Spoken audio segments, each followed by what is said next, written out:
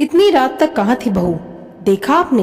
रात के 11 बज रहे हैं। पूछिए अपनी लाडली से कहाँ थी अब तक। क्या यही संस्कार है आप लोगों के? कड़कड़ी आवाज में बोले ससुर जी। अंदर तो आने दीजिए भाई साहब, बैठकर बात करते हैं। प्राइवेट नौकरी है, कुछ काम आ गया होगा, उसकी तरफ से मैं माफी मांगता हूँ।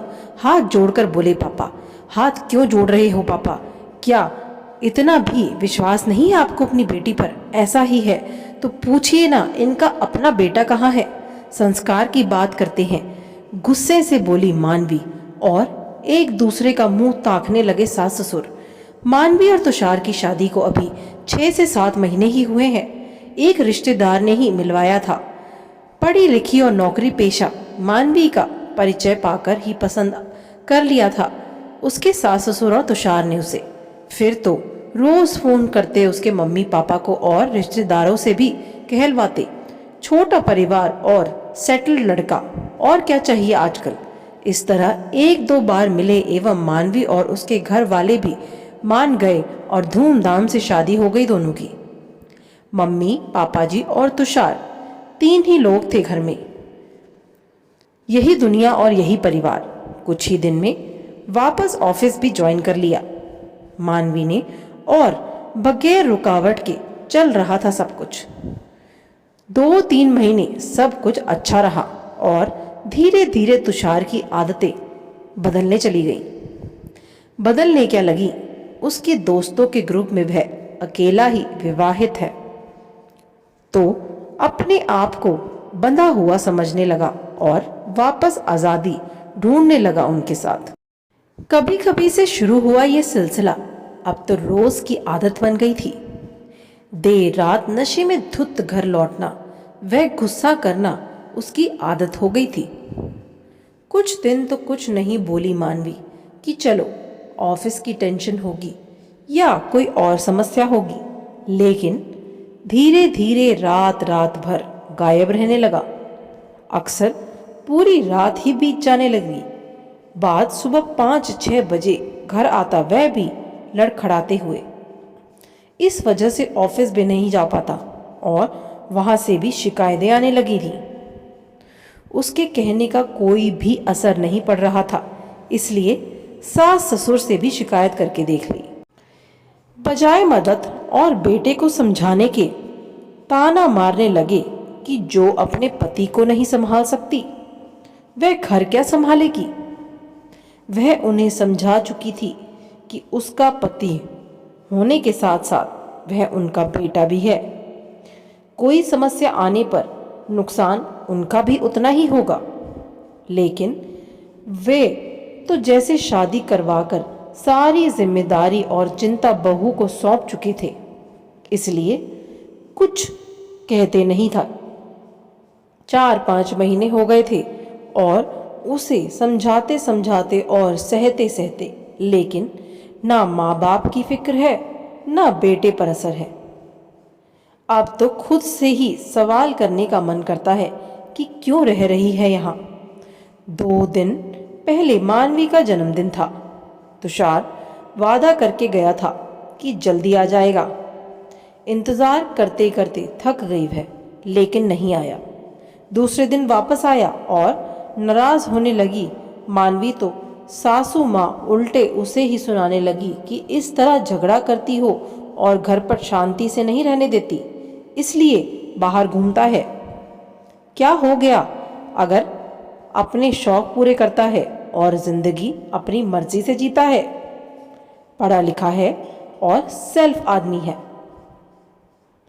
अच्छा भी कमाता है, जो चाहे कर सकता है। बस तभी सोच लिया मानवी ने कि उसे क्या करना है। आखिर वह भी तो उतनी ही पढ़ी लिखी और सफल है जितना तुषार। किसी की बराबरी नहीं करना चाहिए,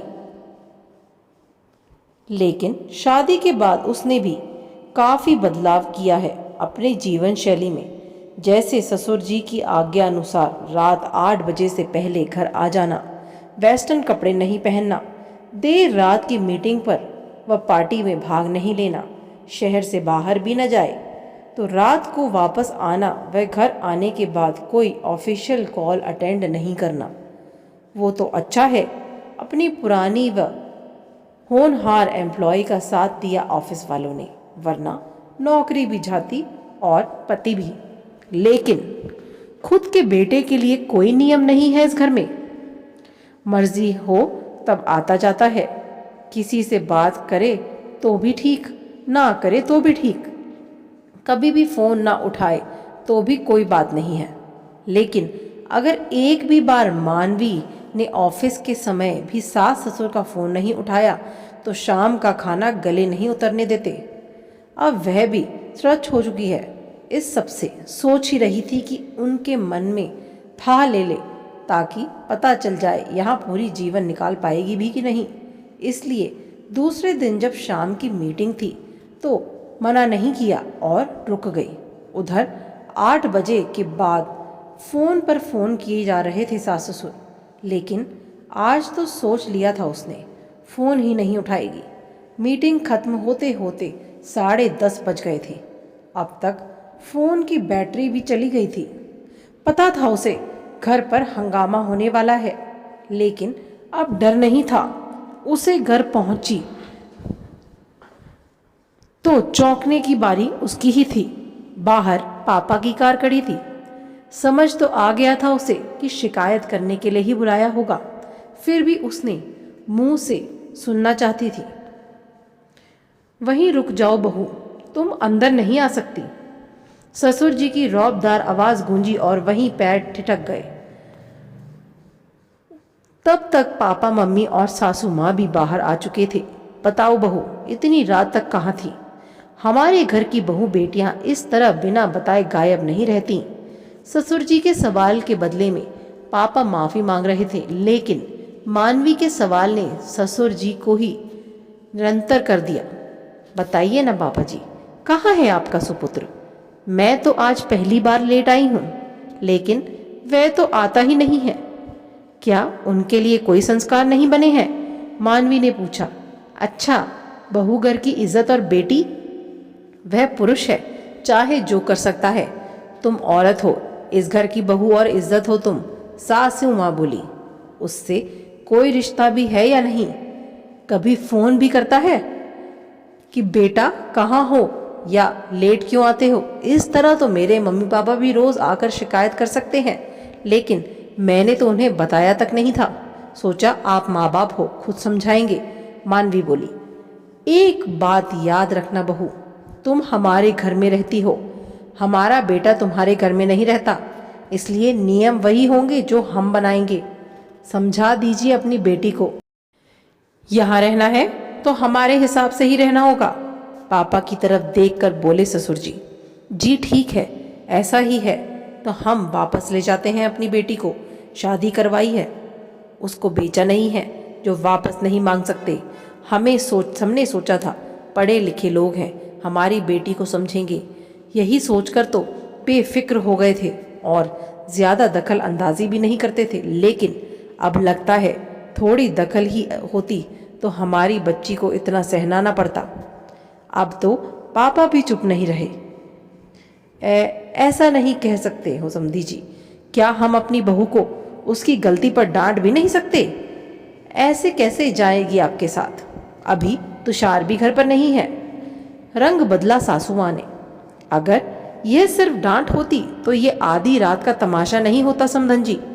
रही बात आपके बेटे की घर पर ना होने की, तो 4-5 महीने से यही सुन रहा हूँ। वैसे भी मेरी बेटी अपने माता पिता के घर ही जा रही है, कहीं और नहीं जो आज्ञा लेनी पड़ेगी, वो भी उस व्यक्ति से जो खुद कभी घर नहीं आता। फिर भी कह रात दीजिएगा अपने सुपुत्र से कि हमें रिश्ते तोड़ने का शौक नहीं है, इसलिए अगर निभाना चाहता है तो आ जाए हमारे घर, उसी तरह रहने जिस तरह हमारी बेटी रहती थी यहाँ, ससुराल के नियमों के अनुसार, क्योंकि मेरी बेटी भी उतनी पढ़ी लिखी और सफल है जितना आपका बेटा। चलें। ससुर जी को जवाब देकर माँ बेटी को इशारा किया और गाड़ी में जाकर बैठ गए। पापा वह सर पर हाथ रखकर वहीं बैठे रह गए सास ससुर। आशा करती हूँ आपको ये कहानी अच्छी लगी होगी। बहू बेटा एक समान होने चाहिए, तभी घर में सुख शांति बनी रहती है। अगर आप चैनल पर नए हैं तो चैनल को ज़रूर सब्सक्राइब करिएगा। धन्यवाद।